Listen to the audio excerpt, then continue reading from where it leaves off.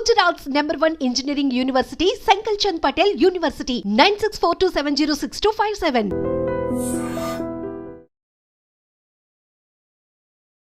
Hi hello నమస్తే welcome back to iDream media. ఈరోజు మనతో ఉన్నారు హైకోర్టు అడ్వకేట్ అయిన పృథ్వీ గారు. ముఖ్యంగా అమెరికన్ ఎలక్షన్స్ రిజల్ట్స్ ఏ విధంగా ఉందో మనకు తెలుసు. ట్రంప్ అయితే గెలిచడం జరిగింది. అయితే H1B వీసాల పరిస్థితి ఏంటి, ఇప్పుడు వాటిపై ఉన్న అప్డేట్ ఏంటి తెలుసుకుందాం. నమస్కారం సార్. నమస్తే సార్, H1B వీసాలు ఇకపై ఏ విధంగా తారుమారు కానున్నాయి, దాంట్లో ఉన్న అప్డేట్స్ ఏంటి, అందులో ట్రంప్ ఎలాంటి డెసిషన్స్ తీసుకోబోతున్నారు అంటారు?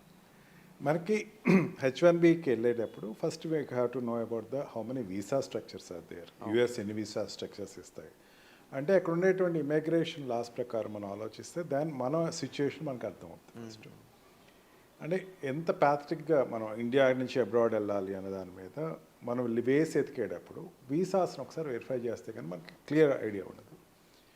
మనకి అక్కడ ఒక 6 to 7 టైప్స్ ఆఫ్ వీసాలు ఉంటాయి. ఒకటి ఇమిగ్రేషన్ వీసా అంటారు. ఇమిగ్రేషన్ అంటే పర్మనెంట్గా వచ్చి సెటిల్ అయిపోండి అని చెప్పేసి పిలిచి ఆ కంట్రీలో సెటిల్ అవ్వమని చెప్పేసి అడిగేటువంటి ఒక పద్ధతి, దాన్ని ఇమిగ్రేషన్ వీసా అంటారు. ఇమిగ్రేషన్ వీసా అప్పుడు ఏంటంటే దాంట్లో ఒకప్పుడు వెళ్ళి సెటిల్ అయిన వాళ్ళు, ఎప్పుడో ఆల్రెడీ ఉన్నవాళ్ళు, అంటే చెప్పాలంటే శరణార్థులు అని చెప్పచ్చు. అక్కడికి వెళ్ళి ఉన్న వాళ్ళకి ఆ కంట్రీ డిక్లేర్ చేసింది. మెయిన్గా ఏంటంటే ఈ యూరోపియన్ కంట్రీస్ నుంచి ఎట్లా సెటిల్ అయిపోయిన వాళ్ళు వాళ్ళందరూ కూడా వాళ్ళకి ట్రంప్ సపోర్ట్ చేస్తున్నాడు. ట్రంప్ సపోర్టింగ్ పాలసీ అర్థం వాళ్ళు ఫస్ట్ వాళ్ళకి ట్రంప్ సపోర్ట్ చేస్తున్నాడు. మొన్న ఎలక్షన్లో కూడా వాళ్ళకి సపోర్ట్ చేస్తున్నాను అంటే ఈ నీగ్రోస్ కానీ లేకపోతే యూరోపియన్స్ కానీ వాళ్ళందరూ శాతం ఎక్కువ.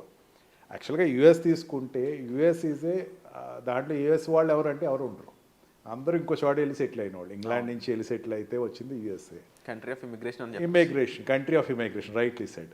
అందుకని ఏంటంటే దాంట్లోనే ఏమన్నాడంటే ఇమిగ్రెంట్స్, నాన్ ఇమిగ్రెంట్స్ అన్నాడు. ఇమిగ్రెంట్స్ అంటే ఎప్పటి నుంచో వచ్చి సెటిల్ అయిపోయి ఉన్న వాళ్ళందరూ కూడా, అండ్ నాన్ ఇమిగ్రెంట్స్లో కేటగిరీస్లో ఇవన్నీ వస్తారు.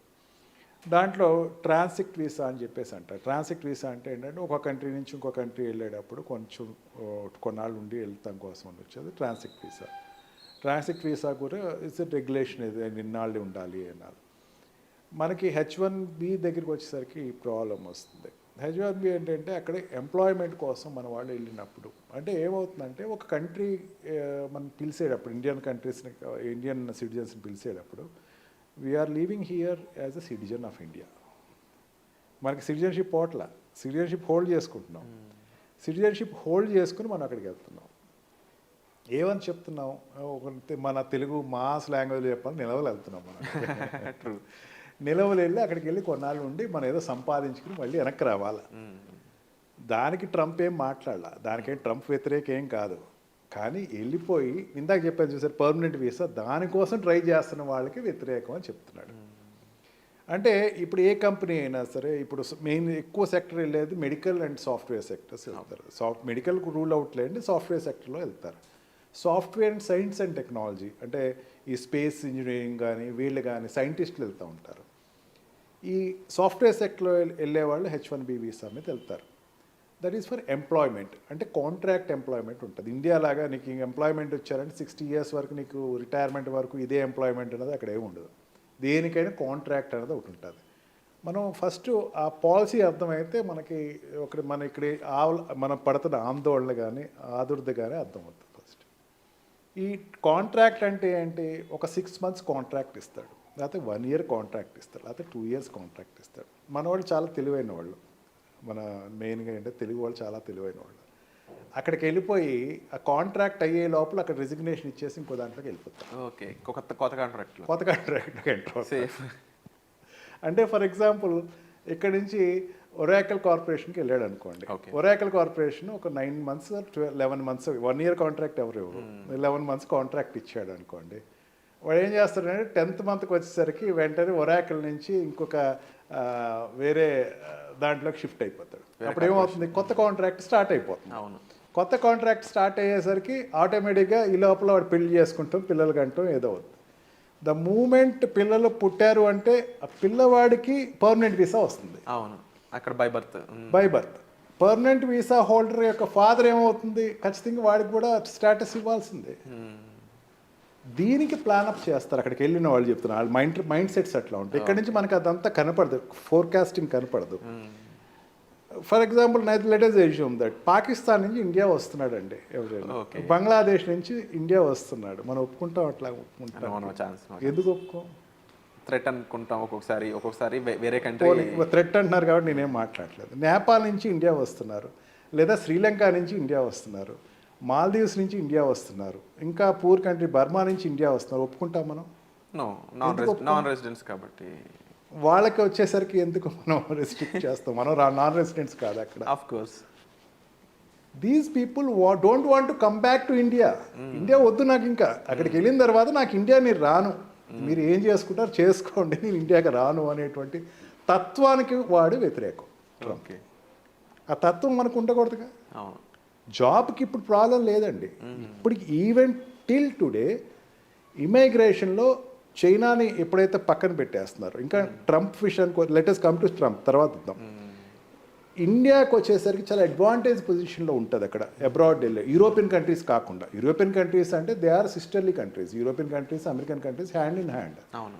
ఏషియన్ కంట్రీస్లో అయినా ఇండియన్ కంట్రీ నుంచి వెళ్ళే వాళ్ళందరూ కూడా ఇంజనీర్స్ ఎక్కువ వెళ్తారు అక్కడికి. Of course. ఇంజనీర్స్ వెళ్ళినప్పుడు ఏంటంటే అక్కడ ఉండేటువంటి జాబ్ ఆపర్చునిటీస్లో ఏదైతే ఉందో అక్కడ ఉండి వాళ్ళు జాబ్ చేసుకుని 6 months అయింది, 1 year అయిపోయింది, నువ్వు come back to India, there is no problem for you. పిల్లలు పుట్టారు, settle there is for them also no problem. కానీ వాడు ఏం చేస్తాడంటే ఆ కాంట్రాక్ట్ అయిపోయిన తర్వాత అక్కడికి వెళ్ళిన తర్వాత, నేను ఇమిగ్రేషన్ అడ్వకేట్ని అండి, నేను సిటీలో ఇమిగ్రేషన్ అడ్వకేట్ని. నాకు వచ్చే పెద్ద కేసెస్ చెప్తున్నాను ఎట్లా ఉంటాయంటే, సార్ నేను అక్కడికి వెళ్ళాను సార్, నన్ను పంపించేశారు సార్. దేనివల్ల పంపించారు? బిలీవ్ ఇట్ ఆర్ నాట్ అండి, విరాట్ ఒక మాట అడుగుతున్నారు. విరాట్ సార్, ఇక్కడ నుంచి ఇండియాకి మీన్ అక్కడ ఇండియా అనేటువంటి ఊసే వద్దు నాకు అన్న వాళ్ళకి ట్రంప్ వ్యతిరేకం. Okay. You come here, do job, because when you're doing job మీ వల్ల మా కంట్రీ డెవలప్ అవుతుంది, డెఫినెట్లీ. అంతేగాని మాకేం నష్టపోవట్లేదు అనేది ట్రంప్ ఉద్దేశం. వీళ్ళకి ఏంటంటే ఇక్కడి నుంచి అక్కడికి వెళ్ళిపోయి అక్కడ నాకు వచ్చే కేసెస్ చెప్తున్నాను, నాకు వచ్చేటువంటి ఇమిగ్రేషన్ అంటే అక్కడి నుంచి నెట్టేయబడ్డ వాళ్ళు చెప్తారు. అర్థమైంది. మన ఇప్పుడు నా కార్ పార్కింగ్ ఈ స్టూడియో ముందు పార్క్ చేసేటప్పుడు 4 సార్లు చూసుకున్నాను, ఎందుకంటే పార్కింగ్ జోన్ లేదు నాకు. పార్కింగ్ జోన్ లేక ఎక్కడో పక్కన పార్క్ చేశాను. It is crime again in US. Okay. 4 times అట్లా క్రైమ్ చేస్తే వాడిని డిపోర్ట్ చేస్తారు. ఓహో. ఇండియా అక్కడ ఉంచరు. అండ్ మనకి చెత్త ఎక్కడెక్కడ పడితే అక్కడ పడేసేయటం అలవాటు ఉంటుంది, రీసైక్లింగ్ బిన్స్. మనకేంటంటే ఈ చెత్త ఎక్కడెక్కడైతే అక్కడ పడేయటం అనేది ఒక క్రైమ్. దానికి టికెట్ ఇస్తారు, దాని టికెట్స్ అంటారండి. అంటే మనకి ఇక్కడ చలానాలు ఎట్లా టికెట్ ఇస్తారు. ఆ టికెట్స్లో ఎక్కువ నాళ్ళు ఉంటే ఆ ఉండేటువంటి జడ్జి ఇక్కడికి పంపేస్తాడు. ఆ రీజన్ మీద కూడా డిపోర్ట్ చేస్తారు. ఎక్కువ అయ్యే అండి. ఓహో. చాలామంది అది తెలియదు, అది వాడు ఇక్కడికి వచ్చి ఆ మాట చెప్పడు. అండ్ ఆల్సో వీడు కొన్ని ఏరియాస్కి వెళ్ళకూడదు. అండ్ ఆల్సో గ్యాంబ్లింగ్ ఆడకూడదు. ఇండియన్స్ ఎవరు కూడా అక్కడ గ్యాంబ్లింగ్ ఆడకూడదు. బూజింగ్ చేస్తే మనకి డ్రంక్ అండ్ డ్రైవ్ కామన్, కానీ అక్కడ డ్రంక్ అండ్ డ్రైవ్ చాలా సీరియస్. ఇవన్నీ పారామీటర్స్ ఉంటాయండి. వాడిని అక్కడి నుంచి డిపోర్ట్ అవుతాడు ఇండియాకి. లేదు, స్టూడెంట్ వీసాలోకి వెళ్తారండి. స్టూడెంట్ వీసా వెళ్ళినప్పుడు ఏంటంటే వాళ్ళు ఆ కాలేజ్ ఆ యూనివర్సిటీయే జాబ్ ప్రొవైడ్ చేస్తాయి. జాబ్ ప్రొవైడ్ చేసినప్పుడు ఏంటంటే ఆ స్టూడెంట్ వీసా ఆ జాబ్లే వీడు చేయాలి. అంటే అక్కడ ఇన్సూరెన్స్ ఎక్కువే, లోన్స్ ఎక్కువే. వీడు ఏం చేస్తారంటే అక్కడ లోన్ ప్రొవిజన్ ఇచ్చినప్పుడు ఆ కంపెనీ ఆ కాలేజ్ చెప్తుంది, మీరు పలానా ట్యూషన్ సెంటర్లో ట్యూషన్ చెప్పండి, లేకపోతే పలానా బేకరీకి వెళ్ళి మీరు వర్క్ చేయండి, వాడేస్తాడు. మన Indians are very smart enough. వీళ్ళు ఏం చేస్తారంటే ఓటీ చేస్తారు. ఎక్కడ చేస్తారు? అక్కడ కాకుండా ఇంకో చోట చేస్తారు. వాడు ఏమనుకుంటాడంటే నన్ను ఎవరు చూడలేదు కదా అనుకుంటాడు. చాలా పెద్ద పొరపాటు అండి అది. క్రైమ్ అక్కడ. అక్కడ తెలిసినట్టు ఉంటే కనుక ఎక్కడ ఆపరండి వాళ్ళని. అక్కడ కూడా మాట్లాడు అవన్నీ వాడికి ఒక రికార్డ్ ఇచ్చి వాడు వచ్చేటప్పుడు సెకండ్ స్టేషన్స్లో, అంటే ఎక్కడైనా సౌదీ కంట్రీస్లో కానీ లండన్లో కానీ ఫ్లైట్ మారే జోన్ ఉంటుంది కదా, అక్కడ వాడికి ఒక టికెట్ ఇస్తాను. You are deported from US, you cannot come back to. Okay, complete checkmate లాగా. చెక్మేట్. దీనిని ట్రంప్ టైటన్ అప్ చేస్తున్నాడు. ఇది మనకు కొంచెం ఇబ్బందిగా ఉంది. అండ్ డిపెండెంట్ వీసా అంటే ఇది వరకు ఏంటంటే ఇప్పుడు తగ్గింది. ఇది వరకు ఏంటంటే ఎవరో అక్కడ అమ్మాయిని చేసుకుంటాం, ఆ అమ్మాయి ప్రకారం వెళ్ళిపోవడం, అక్కడ డైవర్స్ తీసేసుకుంటాం. డైవర్సెస్ సిస్టము ఈ సిస్టమ్ అక్కడ ఇచ్చేస్తుంది. కాబట్టి ఎవరున్నారు అంటే ఇప్పుడు 3 పారామీటర్స్ చెప్పాను కదా విరాట్ మీకు. స్టూడెంట్ కంప్లీటెడ్ దేర్ డిగ్రీ, ఏం చేయాలి? ఇండియా వచ్చేయాలి వెంటనే. వాడు రాడు, వాడు అక్కడే వాడి వీసా ఎక్స్పైర్ అయిపోద్ది. వాడు వీసాని పాస్పోర్ట్ని పెట్టుకుని ఎక్కడో దొంగచాటుగా ఉంటాడు. అట్లా ఉండేవాళ్ళు thousands and thousands of children ఉన్నారు అక్కడ. ఓహో. అండ్ సెకండ్ వాడు ఏంటంటే ఇందాక చెప్పాను చూసారా మీకు, ఈ టెంపరీ వీసా మీద H1B వీసా మీద వెళ్ళిన వాళ్ళు ఏంటంటే వాడు జాబ్ అయిపోయింది, నెక్స్ట్ జాబ్ రాలా, కానీ అక్కడి నుంచి ఇండియా రాడు. అక్కడే ఒరేకల్ అనుకున్నాం కదా, ఒరేకల్ 11 months కాంట్రాక్ట్ అయిపోయిందండి. 9th month 10th month next job రాలా, 11th month వరకు కాలయాపన చేశాడు. 11th month అయ్యేసరికి కాంట్రాక్ట్ అయిపోయింది కదా, వాడికి వెంటనే ఎగ్జిట్ పర్మిట్ ఇచ్చేస్తుంది. ఎగ్జిట్ పర్మిట్ తీసుకుని ఏం చేయాలి, కామ్గా ఎయిర్పోర్ట్కి వచ్చేసి ఇండియా వచ్చేసారు. వాడు రాడు, అక్కడే ఏం చేస్తారు, ఎగ్జిట్ పర్మిట్ తీసుకుని అక్కడ ఒక స్టేట్ నుంచి ఇంకో స్టేట్, అంటే ఇక్కడ ఆంధ్రప్రదేశ్ నుంచి తెలంగాణ, తెలంగాణ నుంచి తమిళనాడు, ఇట్లా ఉండదు అక్కడ ఏవి. ఏ స్టేట్ ఆ స్టేట్ ఒక కంట్రీ. అక్కడ ఫెడరల్ కంట్రీస్ అవి, ఫెడరల్ స్టేట్స్ కాబట్టి ఒక కంట్రీ లాగా వాళ్ళ స్టేట్ పాలసీ వాళ్ళకే ఉంటుంది, పక్క స్టేట్ పాలసీ వాళ్ళకే ఉంటుంది. అంతేగాని ఇట్ ఈస్ నాట్ ఎంటైర్గా యూనియన్ ఇండియా రూల్ చేసినట్టు అక్కడ రూల్ చేయదు. ఆ ఫెడరల్ స్టేట్స్లో ఏం చేస్తాడంటే వాడు ఈ స్టేట్ నుంచి తప్పుకొని ఇంకొక స్టేట్కి వెళ్ళిపోతాడు. పాలసీస్ అనుకూలంగా ఉన్న స్టేట్కి వెళ్ళిపోతాడు. వాడికి తెలియదు డెస్టినీ, వాడు వెళ్ళిపోతాడు అంతే. అక్కడ ఏదో దొరకపోదా, మనకి ఎక్కువ ఫిలిం నాలెడ్జ్లోనే ఉంటాం కదా మనందరం, ఏదో జాబ్ దొరకపోదా, ఎవడో హీరో వస్తాడు వచ్చి మనం సేవ్ చేస్తాడు, అక్కడికి వెళ్ళిపోయే వాళ్ళందరినీ వెనక్కి పంపించేస్తాను అని ట్రంప్ ఇచ్చినటువంటి ఒక స్టేట్మెంట్. ఓకే, సో ఇది మనకి ఇబ్బందికరంగా మారే ఛాన్సెస్ చాలా. ఇప్పటివరకు ఏంటంటే ఈ గవర్నమెంట్ వాళ్ళు ఏమంటారంటే దీనివల్ల ఏమవుతున్నారు, మెసిబీస్, యాక్చువల్గా మెసిబీస్ అండ్ ఈ నిగర్స్ వీళ్ళందరికీ మన వాళ్ళు ఏం చేస్తున్నారు, అక్కడ చిన్న చిన్న ఉద్యోగాలు చేస్తున్నారు.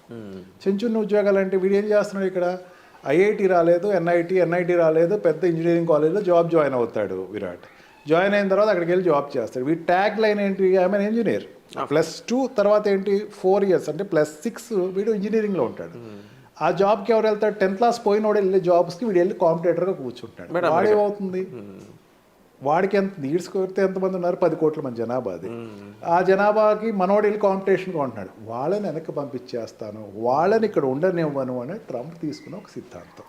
వాళ్ళ సైడ్ నుంచి చూసినప్పుడు ఇందులో ఎటువంటి తప్పు కానీ ఎక్కడా లేదు. అండ్ డెఫినెట్లీ దీనికి సంబంధించి ఇంకా ఎంతో ఇన్ఫర్మేషన్ అనేది మనం షేర్ చేయాల్సి ఉంది సార్. అండ్ డెఫినెట్లీ ఇలాంటి ఇన్ఫర్మేషన్ కోసం మీరు డిస్ప్లే అవుతున్న నెంబర్స్ కాల్ చేసి సార్ మీరు డైరెక్ట్గా కన్సల్ట్ చేయొచ్చు. అండ్ తప్పకుండా మీకు రైట్ ఇన్ఫర్మేషన్ అనేది ఇవ్వడంలో సార్ ఎప్పుడు ముందుంటారు. ఇక దీనికి సంబంధించి ఇంకా ఎన్నో ఎపిసోడ్స్ మీకు కావాలనుకున్నట్లయితే కామెంట్ సెక్షన్లో వీటిపై మీ అభిప్రాయం మెన్షన్ చేయండి. Thank you so much. Thank you.